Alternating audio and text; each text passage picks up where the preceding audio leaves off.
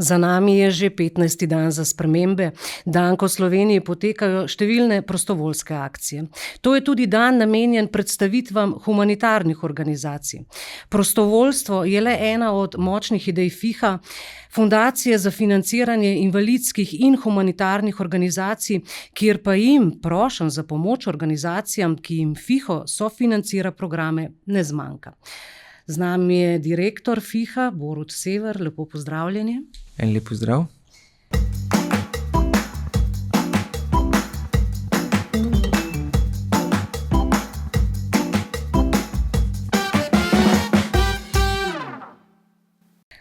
Gospod Sever, zaradi globalne situacije v družbi veliko govorimo o stiskah ljudi. Se zdi, da je ta razkorak med tistimi, ki imajo, in tistimi, ki nimajo, večji? Nažalost, temu je tako. Tudi skozi konkretno delo, se pravi vseh teh organizacij, ki jih Fundaciji za financiranje invalidskih in humanitarnih organizacij sofinanciramo, ugotavljamo, da so stiske vsako leto večje in da jih je čedalje več. Ta razkorak med tistimi, ki imajo, in med tistimi, ki nimajo, nažalost, se poglablja, se povečuje. In ravno zato je pomembno, da ravno s tem našim delom, s delom organizacij, pomagamo, da jih zmanjšujemo, da dajemo tisto ključno človeku vsem neke enake možnosti, nekega dostojnega življenja in tudi enake možnosti seveda na vseh ostalih področjih. Kaj konkretno je to? Streha nad glavo, denar, obleke? Ne samo to. Stiske niso samo, bi rekel, neke finančne narave, da imajo neko materialno podlago.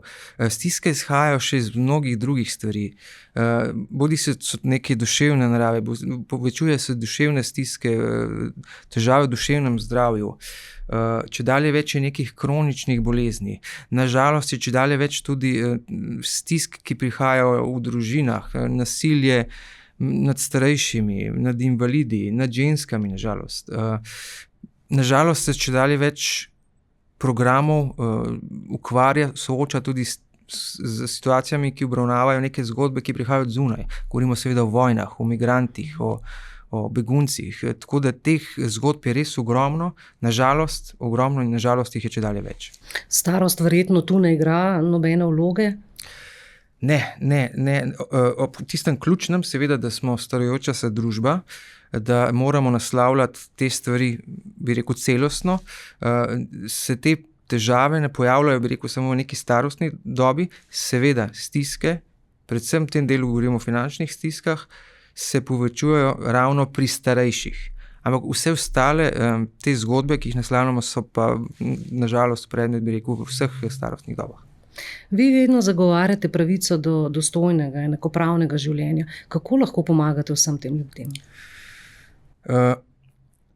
Moje mnenje, in jaz mislim, da tudi nekako ta moto oziroma to, kar želimo skozi programe, ki jih sofinanciramo v fundaciji, je, da bi morali imeti vsi nekako enake možnosti.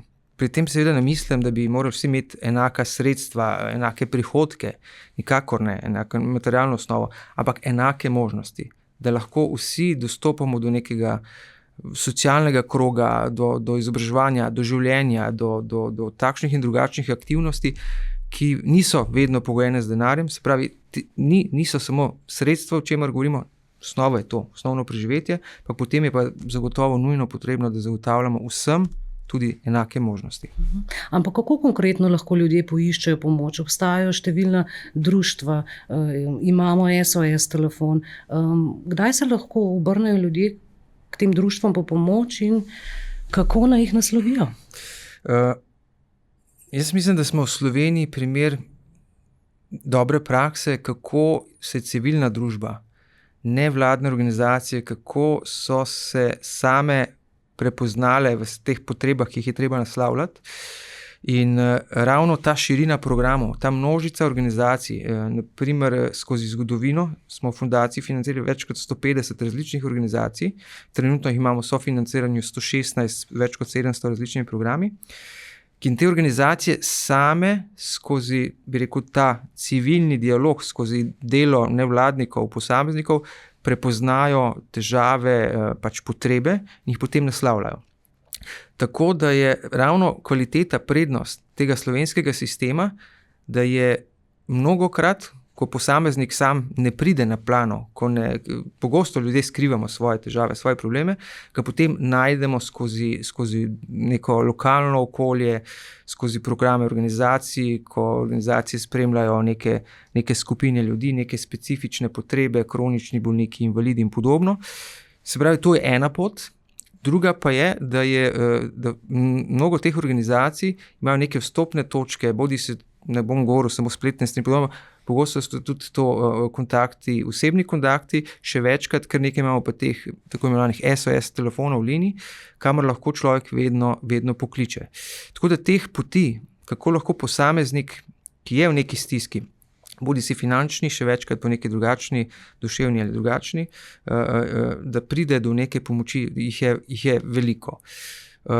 Ravno je primer teh telefonov in teh zgodb so dobre zgodbe, ki so se zgazale tudi v lanski krizi, pri največji naravni krizi, kar smo jo v zadnjem obdobju v Sloveniji živeli, se pravi poplave, ko so praktično vse te organizacije ukrepile te programe, dežurstva na telefonih za osebno pomoč, za kontakte in tako naprej.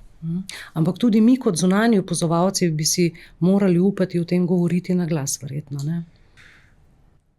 Absolutno. Jaz mislim, da Slovenci smo narod, se pravi, smo ljudje, ki imamo neko empatijo, ki imamo občutek za sočloveka. Ampak o tem se govori še premalo. Še vedno je preveč stvari odrinjenih na stran, še vedno se premalo govori morda ravno o tistih najtežjih zgodbah, ki pa jih vseeno morda težko izražajo že tisti, ki imajo težave, še težje morda tisti, ki jih spremljajo zunaj. Tako da ravno takili pogovori, kot je današnji, da naslavljamo vse te težke zgodbe, da povemo posameznikom, dajmo se pogovarjati, dajmo pomagati, dajmo iskati možnosti. Mislim, da to je tisto, kar je zelo pomembno. Omenili ste nasilje, danes je veliko govora o takšnem in drugačnem nasilju v družini, medvrstniškem, tudi nad ženskami, moškimi, ne nazadnje. Zakaj se tako malo govori o nasilju nad starejšimi in nasilju nad invalidi? Nažalost je te zgodbe prevečkrat ostanejo skrite v nekem okolju oziroma se jih dobesedno potlači. Kljub dejstvu, da imamo v Sloveniji kar nekaj dobrih programov, varnih hiš in drugih zgodb, ki to naslavljajo, nenazadnje tudi pomagajo. Primer v Sloveniji imamo tudi varno hišo, ki je prilagojena za posameznike na invalidskem vozičku. Je pa težava v tem, ker te posamezniki, posameznice prevečkrat ostanejo doma, ne povejo, da se nad njimi izvaja nasilje. In to je tisto, kar pa s temi ostalimi programi, z osveščanjem javnosti, z odpiranjem kanalov, govorili smo prej o SOS telefonih in ostalem, s tem, da pokažemo ljudem, kaj lahko storijo, kako si lahko pomagajo, kam ne grejo. Pa ste na ta način že preprečili kakšno zgodbo, ki bi se sicer lahko končala drugače? Teh lepih zgodb iz te težke situacije kar nekaj. Kar nekaj je zgodb, kjer so naše organizacije, ki so sofinanciranju, rešile dobesedno življenje. Imamo organizacije, ki pač delujejo na področju preprečevanja samomorov in podobno. In če konkretno pomislim na nekaj zgodb, seveda ne moram v osebah, ker tudi mi ni bilo povedano o samih osebah posameznikih, ampak koliko je primerov, ko je bil človek na robu in je rabil samo nek pogovor. In je ta pogovor vstavil tisto morda najtežjo zgodbo, ki bi lahko sledila. Tako da teh zgodb, ki so pomagale, pa ki so potem šele odprle možnosti, je res veliko.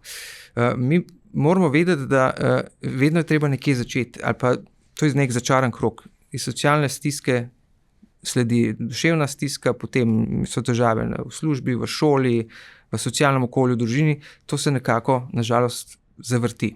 In če mi nekje posežemo v ta krog, pomagamo, da se ta krog obrne. Se pravi, ta posameznik zaživi življenje v celoti nazaj. Se pravi, lahko mu pomagamo, ne samo, da je trenutno težavo, situacijo rešil, ampak da lahko tudi napreduje potem v svojem življenju nasploh, dvigne kvaliteto življenja, najde zaposlitev, tudi to so programi izobraževanja in tako naprej. Če pogledava statistiko konkretno, zadaj na ekranu piše, lani ste pomagali okoli 400,000 Slovencev. Je danes ta številka morda že večja? Te številke se vrtijo v nekih teh okvirih, seveda kakšno leto več, kakšno leto manj. Nažalost, kot sem omenil, so v posameznih letih vezane tudi na begunce, migrante. Bila so leta, ko smo morali bistveno okrepiti programe na tem področju, se pravi na področju migrantov.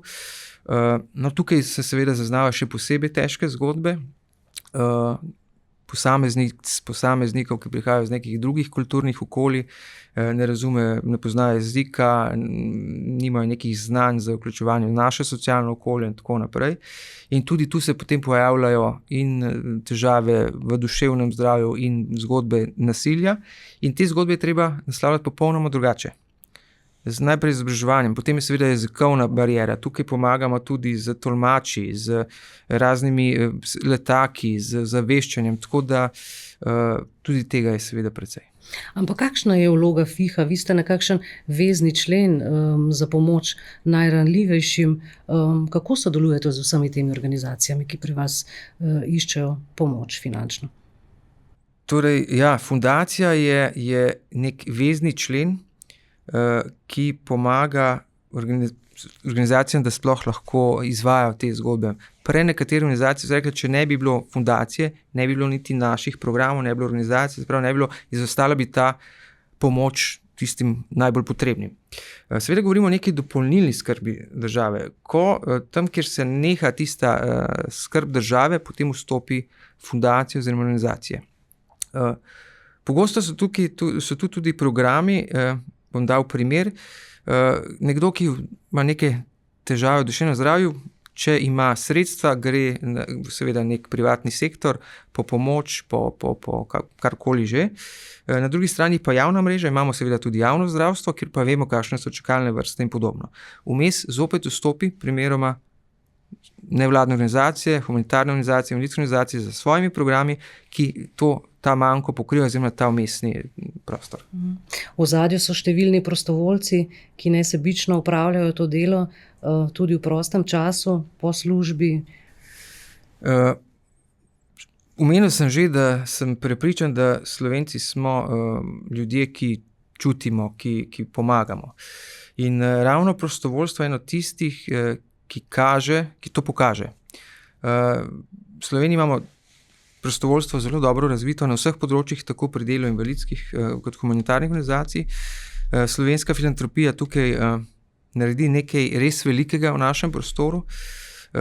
Mislim, da vsako leto naslavljamo to tudi z dnevom sprememb, kot to imenujejo v slovenski filantropiji, kjer poskušajo širšo javnost ozavestiti o tem, kako lahko pomagamo. Naprimer, dajmo podariti en svoj dan drugim in potem bomo videli, kaj to pomeni ne samo njim, ampak ne nazadnje tudi nam. In da na ta način kot družba rastemo in skozi prostovoljstvo nedvomno rastemo kot družba.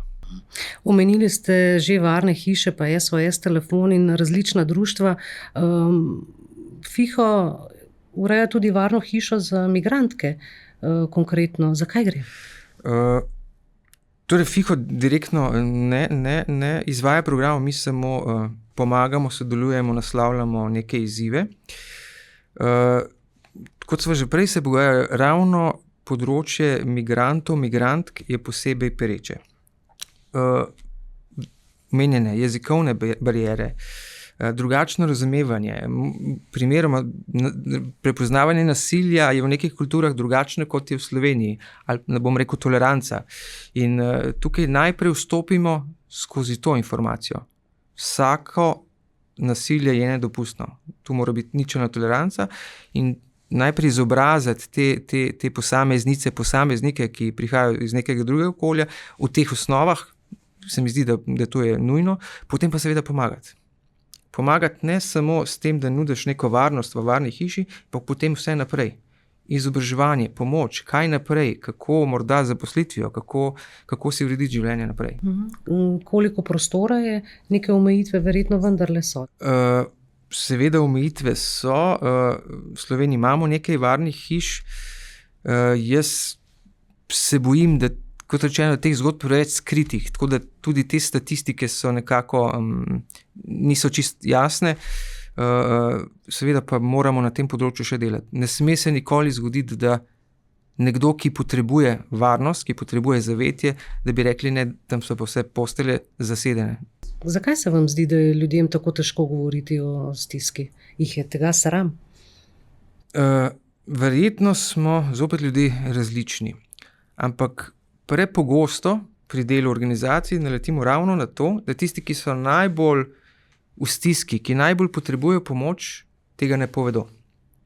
Verjetno je tukaj nek kulturni fenomen slovenski, morda bolj izhaja iz nekega ruralnega območja. Se pravi, tisti, ki že tako imajo manj, sploh ne povejo, da imajo neke težave. In tu je pa ta prednost, kvaliteta slovenskega sistema, invalidskih humanitarnih organizacij, da pogosto so ravno oni tisti, ki prepoznajo, ki prvi vidijo skozi primeroma programe Caritasa, Rdečega križa, morda še kakšnih drugih, seveda tudi drugih organizacij, ki skozi delo na terenu dobesedno vpijajo te informacije in iščejo in pomagajo tem posameznikom. Zakaj bi pozvali ljudi, naj poiščejo pomoč? Se da rešiti vsako stisko? Jaz osebno menim, da se da in se mora rešiti vsako stisko. Nikoli, nikjer na svetu, seveda tudi ne v Sloveniji, se ne sme zgoditi, da bi tiste osnovne eksistenčne stiske omogočale osnovo, da človek sploh živi. Do tega ne sme prihajati. Se pravi, ta osnovna raven bi morala biti zagotovljena povsod. Nažalost, seveda imamo še vedno lačne ljudi, še vedno imamo ljudi, ki ne morejo plačati položnic, ki imajo cel kup drugih težav. Tako da, če štartamo iz te osnovne eksistence, je popolnoma nesprejemljivo kot družba, da bi kot družba dopustili, da do tega prihaja. In tu je pomestni člen fundacija in seveda organizacije, ker pomagajo do takrat, dokler ne vstopi država ali pa če je skrb države premajhna. Tukaj imamo seveda ogromno programov, od nekih paketov hrane do pomoči pri nabavi, bi rekel, drv za ogrevanje, plačilo položnic. Seveda to so tiste osnove, ki so štart, ki so predpogoj, potem so pa še vse ostale stiske, ki jih moramo naslavljati. Včasih je dovolj en sam pogovor. Človek, ki je v stiski, ki je res v globoki stiski, morda ena lepa beseda, da mu damo upanje, in to je morda tisto, kar je tudi ključna poved za vse naše, bi rekel, sodržavljane. Imejmo vedno lepo besedo za tistega zraven nas. Ki je lahko vsaj začetek, a ne? Tako. Omenila smo prostovoljce. Kdo so ti ljudje? Kakšni so? Vsi. Od, bi rekel, nekoga, ki se še izobražuje, ki hodi še v šolo in se odločil skozi takšne drugačne aktivnosti pomagati, do, se pravi, nas vseh, ki smo še aktivni, ki delamo vsak dan, do mnogo tisti, ki so že zaključili delovno dobo, ki so, se pravi, upokojenci, upokojenke. Tako da to nas navdaja z nekim veseljem. Moramo se pa zavedati, da tukaj seveda so omejitve, kjer moramo pomagati. Se pravi, vsi mi želimo pomagati, damo svoj čas, svojo energijo, svoje resurse in tega ne smemo obremeniti z nekimi dodatnimi birokratskimi postopki in podobno. Ravno to je eno od vodil fundacije, da je ključna vsebina. Dajmo pomagati, ne da bo ta posameznik, ki je že tako dal svoj vikend, svoj popoldan za to, da nekje pomaga, da bo zdaj moral vsak dan še 2 uri, na primer, pisati poročilo. Seveda je nujno potrebna neka transparentnost, v primeru porabe sredstev mora biti to jasno, namensko, kam je šlo in kako, ampak na koncu je najbolj važna vsebina. Tako da to, koliko je Slovencev, ki so pripravljeni pomagati, je nekaj, bi rekel, povednega in tudi lepega. FIHO prejema tudi številne pohvale iz tujine. Ste dober zgled, kako urediti takšen način financiranja. Kako ste ponosni na to? Jaz osebno sem zelo ponosen. Spremljam delo fundacije odprej tudi oddaleč, že kar nekaj let. In to je zgodba, po mojem mnenju, odlična zgodba o uspehu, ki raste skozi časovno obdobje. Od tega seveda, da raste število organizacij, od tega, da se, kljub temu, da je čedalje več potreb, raste tudi sredstva, seveda ne dovolj hitro, do tega, da seveda ves čas tudi fundacija nadgrajuje svoje postopke, pomaga organizacijam in podobno. Kot primer dobre prakse so izpostavili na primer fundacijo tudi v Organizaciji Združenih narodov, na nivoju Evrope, v Bruslju smo večkrat slišali pohvale in tudi vprašanja, kako bi lahko ta sistem prenesli v druga okolja. Nenazadnje ob 25-letnici fundacija deluje že 26 leto, izpolnjuje svoj namen, je ravno minister za delo javno povedal in tudi v pogovoru dejal, da je to povedal tudi svojim ministerskim kolegom na raznih srečanjih, kako je primer fundacije primer dobre prakse, kako organizirati, kako izvajati financiranje dela organizacije. Seveda tukaj fundacija primarna vloga fundacije, kot rečeno, skrb, da lahko sploh organizacije delajo. Prav financiranje FIHA je pravzaprav včasih edina možnost za udejanjanje človekovih pravic, kot sva govorila prej, tudi izpolnjevanje nekakšnih evropskih direktiv in podobno, kot so posebni prevozi in tako naprej. Kako je s tem? Omenil sem že, se pravi, ko se nekje neha skrb država, vstopi fundacija oziroma organizacije, ki jih sofinanciramo. Pogosto je to polje nekje, bi rekel, prehaja iz področja dela enega na področje drugega. In prepogosto pa, ampak to ni problem samo naše države, je pa, da še vedno marsikatero področje, ki bi moralo biti uresničevanje osnovnih človekovih pravic, ni uresničeno. Govorimo o dostopnosti do informacij, o dostopnosti javnega potniškega prometa, na primer, kar ste ga omenili. To je namreč tudi predmet mnogih evropskih in drugih mednarodnih aktov, ker je Slovenija podpisnica teh, kar pomeni, da so pravno zavezujoči.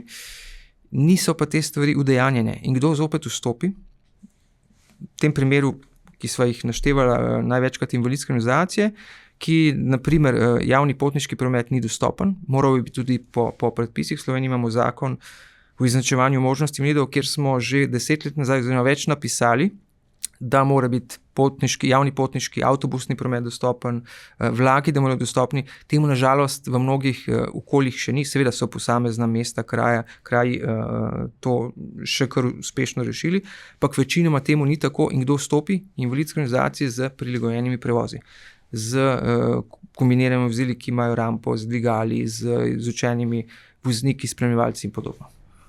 Vaše poslanstvo je tudi ozaveščanje ljudi. Kako delujete na tem področju? Osnova nekih sprememb je vedno vedenje, znanje, informacija. In če posameznik seveda te informacije nima, se ne more spremeniti sam, ne more nekaj narediti, da bi prišlo do nekih globalnih sprememb oziroma na nivoju države kakorkoli. In ravno tu se kaže kot pomemben partner, pogosto tudi pobudnik, nosilec ravno invalidske in humanitarne organizacije.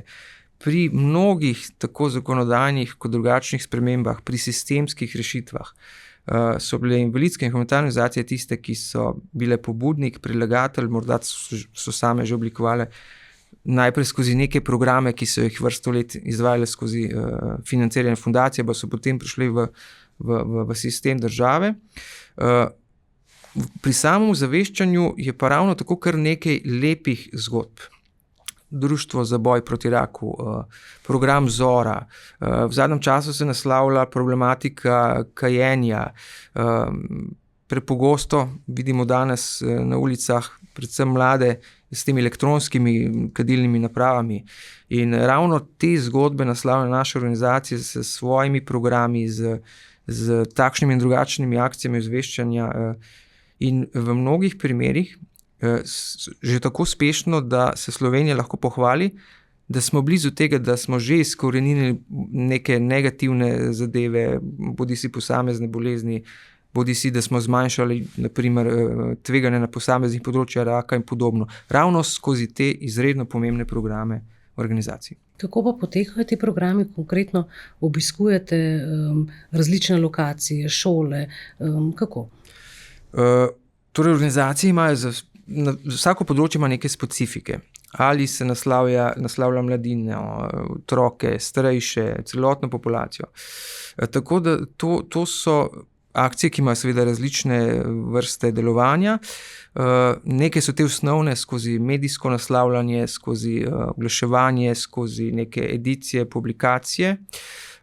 Mnogo jih je, ki so usmerjene ciljno, naslavljene 1 na 1, pomoč tistim, ki so bolj ogroženi, ki imajo neke težave, kako se jih tam izobražuje, naslavlja.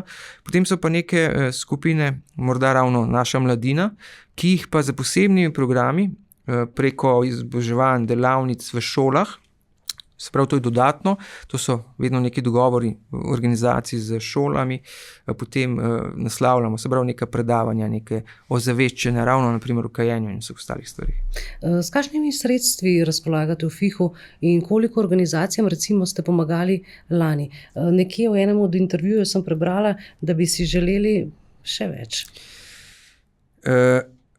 Torej ne, da bi si želeli, potrebovali bi. Jaz mislim, da Slovenija kot družba, pa verjetno tudi širše, moramo sprejeti nek družben dogovor, nek konsens, kaj bomo naredili, da bo naša družba boljša. In da bo naša družba boljša, moramo seveda poskrbeti za tistega najbolj ranljivega. V fundaciji se financiramo oziroma prejemamo sredstva predvsem iz naslova iger na srečo.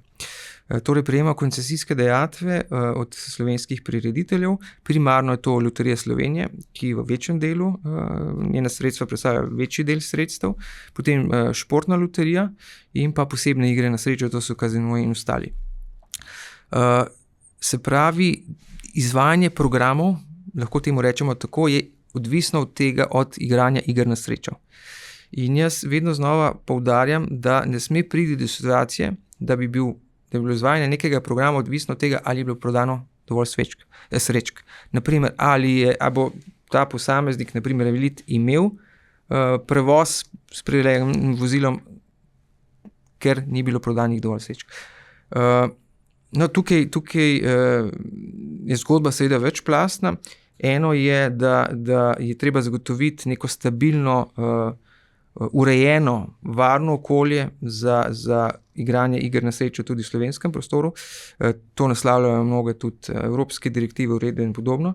No, moje mnenje v tem primeru, da Slovenija v tem delu, posebej klasičnih loterijskih iger, je tudi nek primer dobre prakse.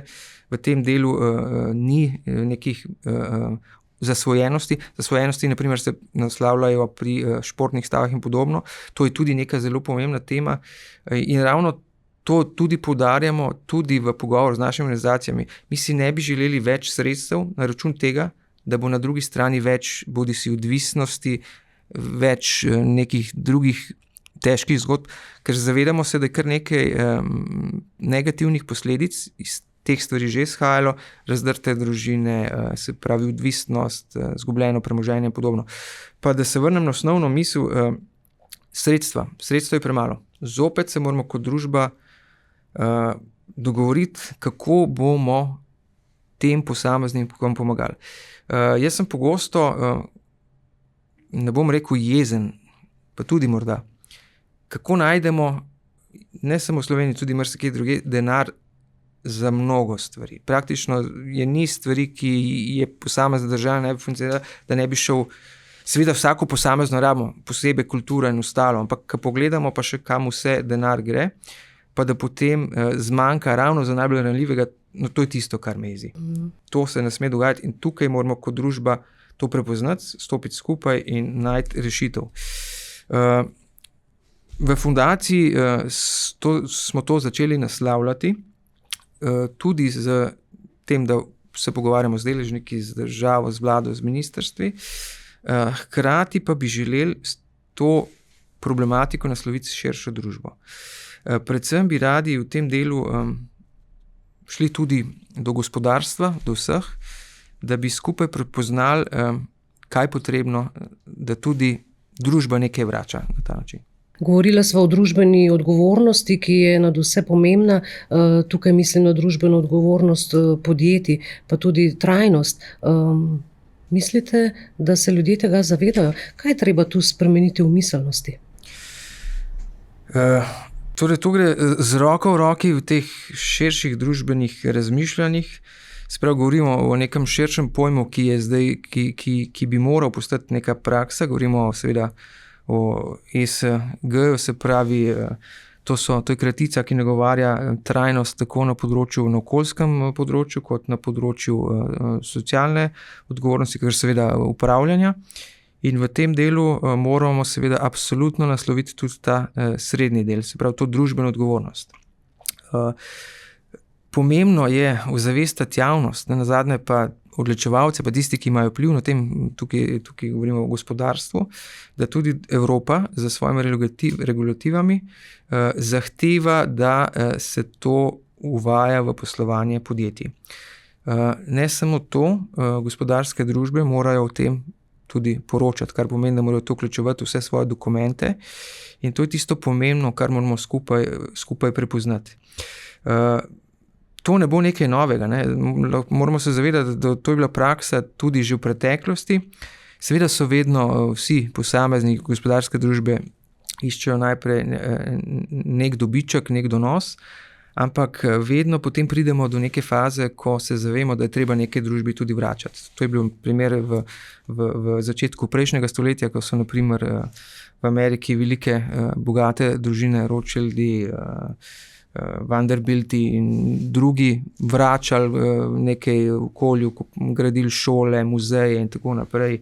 Nazadnje je tu dober primer tudi v Sloveniji, gospod Boscarol, ko je v prodaji svojega podjetja kar nekaj sredstev namenil tako lokalnemu okolju, kot seveda tudi širše.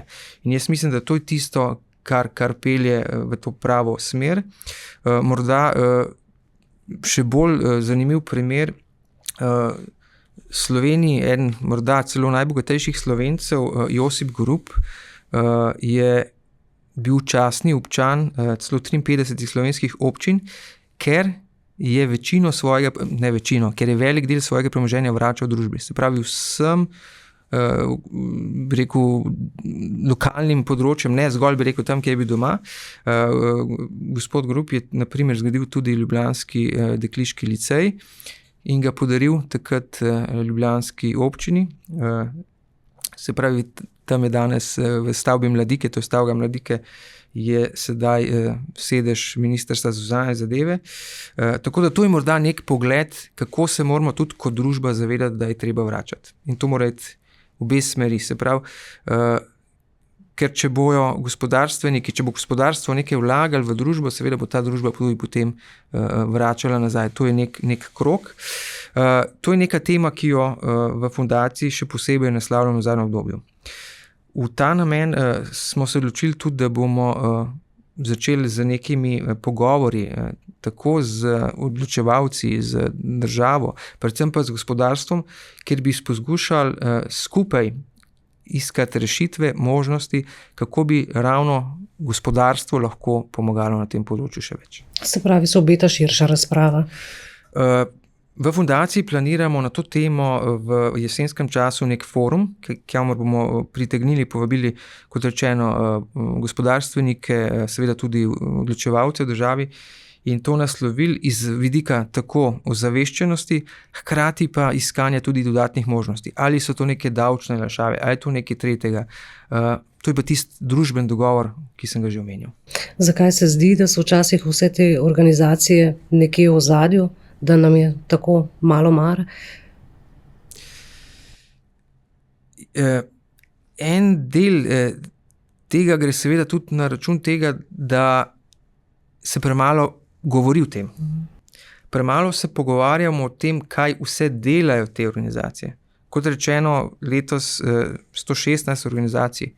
Treba je povedati, kaj naredijo za sočloveka, kaj naredijo za to, da se omogoči dostojno življenje. Treba je povedati, kaj naredijo, da nekomu sploh omogočijo uresničevanje človekovih pravic. In verjetno moramo tu začeti pogovarjati o tem. Pogovarjati in ko se bomo pogovarjali, bomo seveda lažje tudi skupaj prišli do tega, da je treba te dobre stvari še nadgraditi oziroma odpreti še več vrat, da če več možnosti. Se je z leti število humanitarnih organizacij, društev povečalo? Na žalost ali pa na srečo se število tako invalidskih kot humanitarnih organizacij veča. Ta zgodba in seveda ima več razlogov, oziroma tukaj je več razlogov. Eno je, da čedalje več stisk prepoznavamo. Čedalje več ljudi, tako kot so prej govorila, pride na plano in se poskuša pomagati. Tudi prepoznavamo čedalje več različnih težav, čedalje več različnih kroničnih bolezni. Na drugi strani, se pravi invalidi in invalidske organizacije, ki tudi skrbijo za pomembne programe, če so včasih te posamezniki invalidi bili več ali manj nekje bolj v domačem okolju, se pravi niso se ne vključevali, niso bili nezaposleni, ne karkoli drugega, so danes so aktivni člani družbe.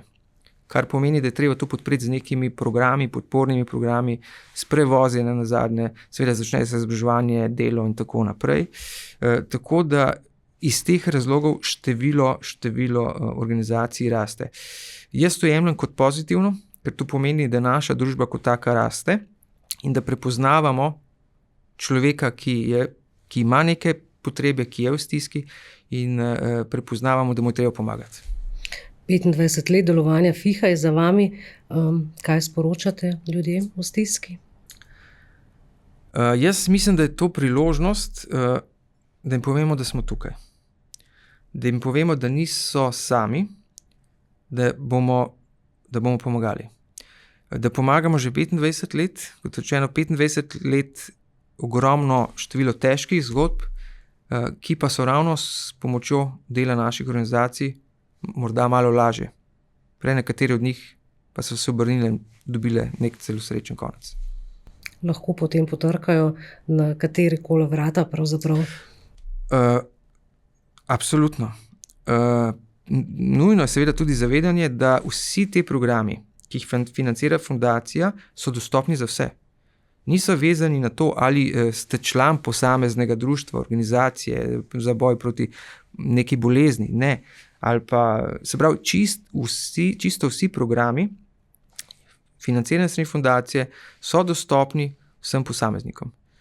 Tukaj seveda samo najprej to, da ta posameznik sam prepozna, se sooči sam s sabo, včasih seveda potrebuje tudi pomoč, podporo od zunaj, potem pa, da mu skupaj pomagamo. Hvala lepa in veliko lepih zgodb. Hvala tudi vam. Z vami sem bila Nataša Repovž.